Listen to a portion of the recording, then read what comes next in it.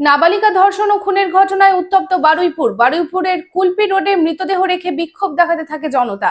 এই ঘটনাকে কেন্দ্র করে অগ্নিগর্ভ পরিস্থিতি তৈরি হয়। এই আবহে এক অভিযুক্তকে ধরে গণপিটুনি দেয় স্থানীয়রা। গণপিটুনিতে মৃত্যু হয় অভিযুক্তের। মৃতের নাম ইন্দ্রজিৎ তাঁতি, বয়স 26। স্থানীয়দের অভিযোগ, নাবালিকা মৃত্যুর ঘটনায় 4 থেকে 5 জন জড়িত। তাদের মধ্যে একজনকে গ্রেপ্তার করে বারুইপুর থানায় নিয়ে যাওয়া হয়েছে।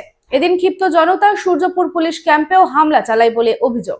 এই ঘটনায় নির্যাতিতা নাবালিকার বাবার সঙ্গে ফোনে কথা বলেছেন মুখ্যমন্ত্রী শুভেন্দু অধিকারী এবং পাশে থাকারও আশ্বাস দিয়েছেন।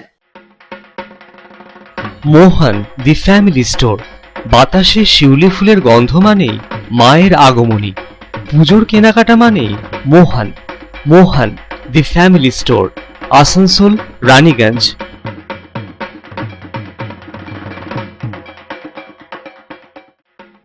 दुर्गा पूजा हो या दीपावली या हो कोई भी उत्सव, कपड़ों की खरीदारी के लिए आपकी पहली पसंद मोहन दी फैमिली स्टोर।